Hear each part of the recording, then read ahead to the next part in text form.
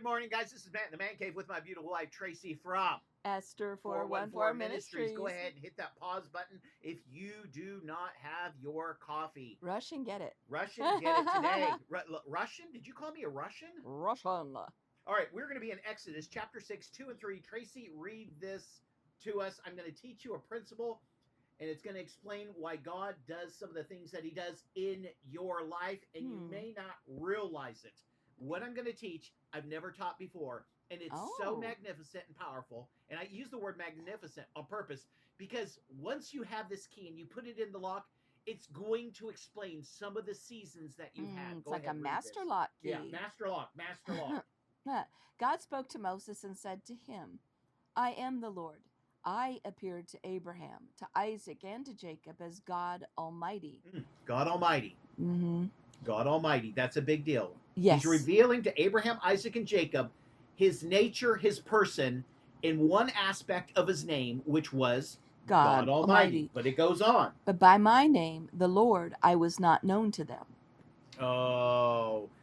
Abraham, Isaac, and Jacob needed God as God Almighty to protect them, sustain them. That is the mighty power of God. Yes. He's sustaining them, and that's fantastic. But then he comes over the top and he says this. He says, but they didn't know me as Lord. They didn't know me as this. They knew one aspect of me. Yeah. And let me say this, okay? A person who is going through some terrible things, maybe they've lost a loved one, they find out who Jehovah Shalom is. Meaning this, Jehovah and his peace. Yes. That they experience God on a new level. Had they not gone through this tragedy, they would have never experienced God as the God of peace, as Jehovah Shalom. Sometimes we are fighting, I mean literally fighting through this life, and it's too much for us. You know, we've put on the armor of God that Paul talks about in Galatians 6, the helmet of salvation, the breastplate of righteousness, and we have the shield of faith, and it says above all these things, pray. And yet it's too much for us. We realize, oh my gosh, this is not working out. Lord, I need help. God shows up as Jehovah Nissi. He's our banner. What that means is in front of the army. Okay, there was a guy that's holding a banner. And what does that banner say? It says King of Kings and Lord of Lords. The Bible actually tells us in Revelation that it goes down the sash of Jesus Christ, that he is fighting for us. Okay, all of our lives, we've done well. And then, you know, the economy crashed. And something went on in the economy. And now, man, I'm going bankrupt. I'm losing my house. My bank, all this, it's gone. I need Jehovah Jireh. The Lord will provide for my daily needs. And so when you look at all these different names, God will come upon you in a season of your life and reveal himself through that name. Eventually, in life, you should learn everything there is to know that God is willing to show you about himself in the different names. And the different names, realize they mean this, the different aspects of God. Yeah. Here, Abraham, Isaac, Jacob. I mean, these are the patriarchs. When we go to, you know, what's funny is when we go to Zion National Park and we go hiking, one of our favorite things is to hike the Narrows. Look that up. After you're done here, look that up. Zion National Park, and they have these three mountains, and it's call them the patriarchs. The patriarchs. It's Abraham, Isaac, and Jacob.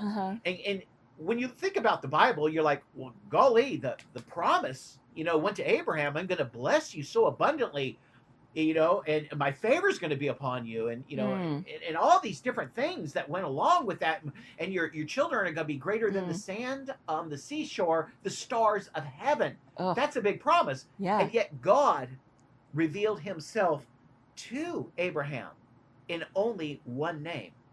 It says this: they didn't know me as Lord. Can you think about some times in your life, Tracey, where God was revealing an aspect of himself to you, and you and I can both say yes? Oh, yeah, absolutely. Jehovah Jireh was one that he's shown us over and over so many times when we would think there's no way, how are we going to do this? And God would show himself as our provider, you know. And when we think about Moses and the Israelites, they had to learn that God was Lord. Master, watch this, Lord, meaning master, over every nation and everything. Because they are, they're living in Egypt under foreign gods, and now Moses is showing up, you know, and even Moses said this. It's amazing because when you look at the burning bush, and here's Moses, taking off his shoes because the place that he's standing is holy ground, and he's literally talking to God through a fire, through a bush. Job was talking to God out of a whirlwind, and again, both of these, theophanies, meaning God is allowing Himself to speak through something that's tangible. It's beyond what we can even fathom. Yeah, and Moses says, and this is no one gets this, no one understands this. Moses says, "Who shall I say sent me?" And what if they ask what your name is? And he says, "I am that I am. I am the self-existing one." See what I'm saying? All of our life, we are learning some aspect of God in every season that we're going through. And a lot of the names, they're just foreign to us. We don't understand the names of God. And so when we're going through something, the last thing that's coming up into our mind is the Lord is there. Meaning, you know what I'm saying? That's one of the names of God. And it means this: the Lord is there. He is there, yeah. And, Israel gets just absolutely annihilated by Babylon. Edom is waiting. The descendants of Esau are laughing, mocking, and waiting. And they thought, hey, as soon as Babylon takes them out, we're just going to go over and take out the land. It's a good plan. You know what I'm saying? That's going to be ours from now on. We'll let Babylon do all the hard work, and there will be nothing left in a small remnant there. And then, Esau's descendants are thinking, we're going to go do this. But they didn't understand this aspect of God. Israel was the apple of His eye, even though they were not good and not listening and doing their own thing. It still was God's choice. The Jewish people, that nation, was God's choice. But the name of God is there, and the descendants of Esau didn't understand that. Why can't we do this? And God thwarted their plan and stopped their plan because God chose that He was there. That's His choice. A lot of times, and you just don't want to be judging people, okay? Because we don't know what God is doing in another person's life. Yes. We don't know. We have no idea. And here you are in the midst of something that you don't understand, and whether that's for judgment, because even in Romans 9 it says, what if God was willing, to show His glory, to make one vessel unto honor and another unto dishonor, that He might make His power known. Okay, I mean, what we're seeing is a name of God. That over here, God is showing mercy, grace. We love that, don't we? And that's what we want. Over here, God is showing justice. And in that story in Romans 9, God is allowing that evil person to heap up evil and wrongdoing, a level and another level and another level, as a greater condemnation against them. And He's glorified because in the end, He's going to contrast, this person that did it their way, in their own resolve, in their own strength, versus a person who's probably just as much a sinner as that person, but God redeemed them and grabbed that coal out of the fire. Yeah, you know what? Whenever we try to judge things or judge people, we're only seeing a fraction of a person's life. Only God knows the whole picture of everything. Oh, yeah, absolutely. All right, listen to this commentary. God will continue to reveal His character to you according to your needs and according to His purposes. You will come to know more and more about Him as you obey Him. And when you grieve, He will come to you as comforter. When you are in need, He will demonstrate that He is the provider. When you face serious challenges, He will reveal that He is God Almighty. Your understanding of God's character ought to be greater now than when you first became a Christian. I don't think we've ever explained this to people. And it happens to go just alongside of all the names of God. Because when we read the names of God, I mean, I have a pamphlet on the name of God. I've gone to church and they were teaching on the names of God. But I never understood that God's, one of His things that He wants to do in my life is reveal Himself in every name that he has, Right, how right. faithful he has, how just he has, how he is the defender. I mean, Yeah. you know what I'm saying? God is a Yeah. warrior.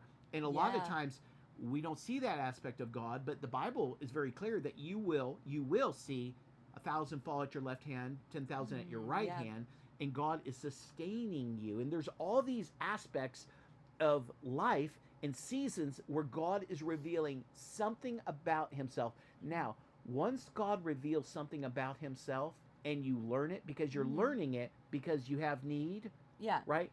You never forget it for the rest of your life. You will realize that God is faithful. That God, Yeah. I mean, he met my need here. I was down and out. I was seriously hurting. God's faithful. And you know him to be faithful. And you never doubt him. See, it's important that we trust God, that we believe God, and that we have faith in God. And we really can't do that until we experience God in the manner and the way that this text is talking about. And Go ahead. do you know that you were talking about, we've gone over the names of God, and actually that's a really good study to do.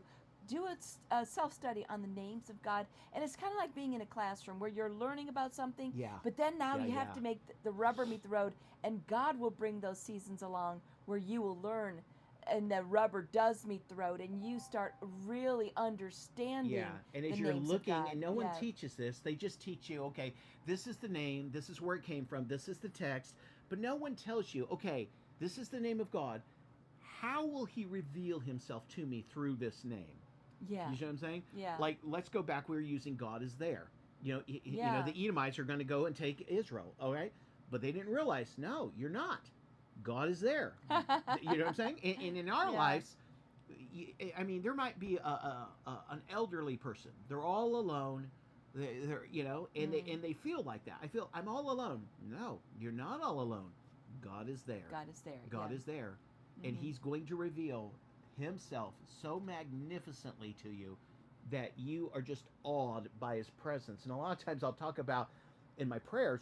I pray for the peace of God and let a person allow them to experience your presence, because once you're sitting there on the couch and you're reading and you're all alone or not all alone, but you experience the room being filled with His glory and you feel His presence, Yeah. there is really nothing in this life that can be thrown at you that you can't Yeah. handle, because you just have this knowing that God has it handled. Yes. It's a wonderful place to be. So, hey, we hope this helped you out. We Yeah. hope this blessed you.